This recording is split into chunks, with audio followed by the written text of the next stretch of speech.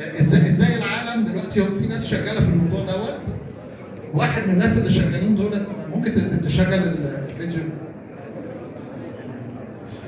حاجه اسمها نيوكلير باتري، بورتبل باتري. دي اندر ديفلوبمنت دلوقتي. Since we must reach net zero emissions in just a few decades, we'll need to consider all the tools that can get us there, not just renewables like wind and solar. One of these tools is nuclear power.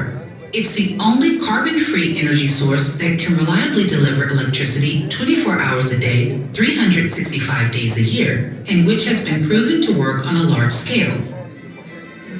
It can also satisfy the variable demands of consumers, providing electricity in the amounts that are needed.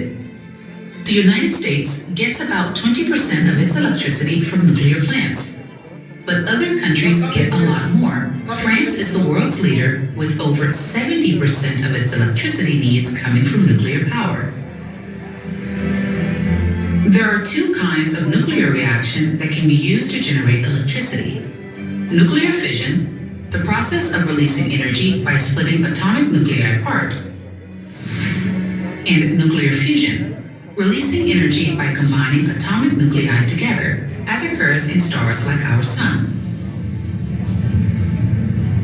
To date, every nuclear power plant used to generate electricity has done so through the process of fission. The holy grail of producing electricity is through fusion, and while no one has done this in a cost-effective way yet, researchers are working to have a viable fusion reactor in the coming decades. Both technologies hold a great deal of promise for creating ample amounts of carbon-free electricity. Jacopo Buongiorno is TEPCO Professor of Nuclear Science and Engineering at MIT and a leading researcher on nuclear fission technology. At MIT, we're developing a new class of nuclear energy technologies, which we call nuclear batteries, or portable microreactors. This technology promises to revolutionize the model or the paradigm in which nuclear energy is delivered and used across all sectors of the economy. The traditional image that we have of a nuclear power plant is that of a very, very large machine, a big building that can take between 5 and 10 years to build, costing multi-billion dollars, and ultimately generating a gigawatt or so of electricity. That's a lot of energy. We are developing something that is radically different. It's much more miniaturized, and in fact, it could be fitted within a shipping container.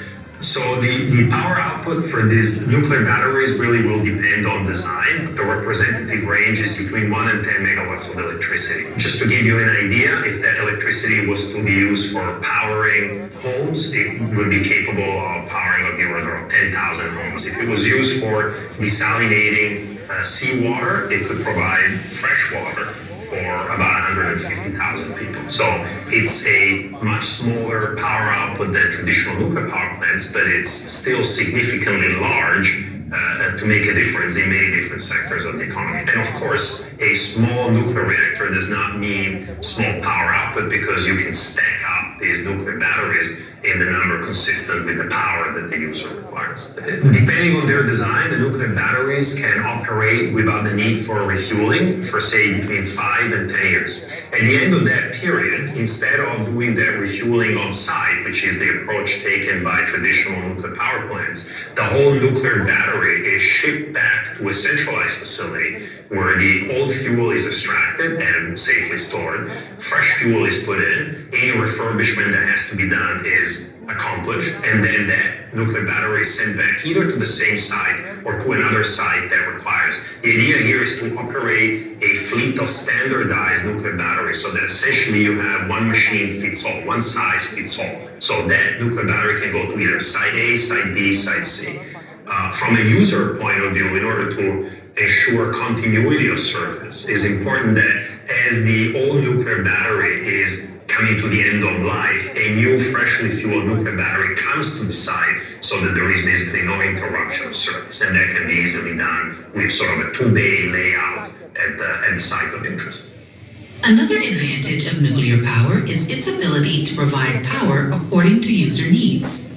So a nuclear battery is like all nuclear reactors are dispatchable.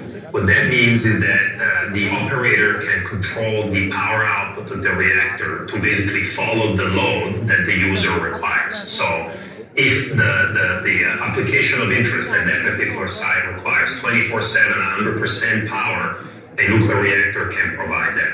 If the load has to be varied for whatever reason, because maybe at any given time that factory does not require the full power output, then the reactor can basically adjust to accommodate that change.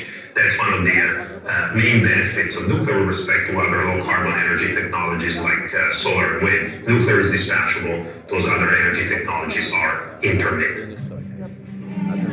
But it isn't only intermittency that matters when generating clean electricity. The amount of land needed is also a factor. So the other big piece of the value proposition for nuclear energy in general and these nuclear batteries in particular is that the energy density of the system is exceptionally high, which means you do not need to take up a lot of either land or space like solar and wind in order to get the energy that is required. They can do that in a very, very compact fashion. So for reference, a nuclear battery that generates, let's say, between 5 and 10 megawatts would fit within roughly an acre. The actual machine would be smaller, but when you include, additional instrumentation and control and maybe a security fence, you're looking at something like an acre.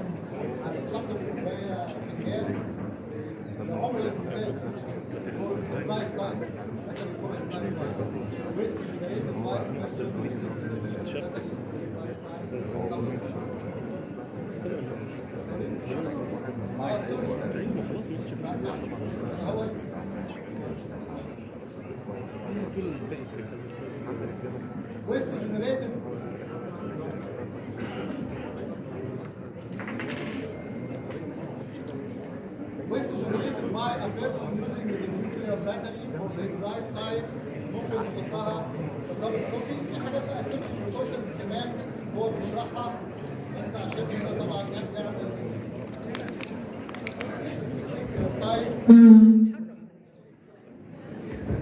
شكرا.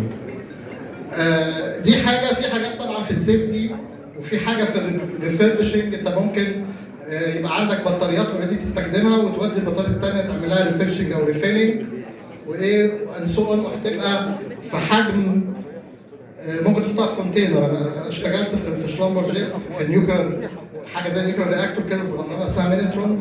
كان ده سنه 92 93 كان حاجه من هنا كده لهنا يعني.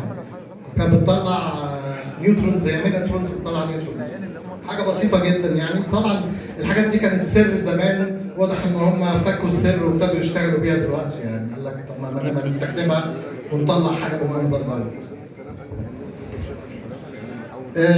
وفي بقى سيفتي بروكوشنز كمان بيقول عليها فيتشرز. الكلام دوت في خلال سنتين ثلاثه هيكون كوميرشال يعني. هم شغالين في اللابس بحيث حاجه زي كده. في انواع كتيره قوي من الميثود، بس انا اخترت حاجه بالمنظر دوت وعشان طبعا التايم ليميت. كان في حاجه عن الجرين ايكونومي ممكن نبقى نتكلم عليها بقى في ظروف ثانيه مش هنلحق.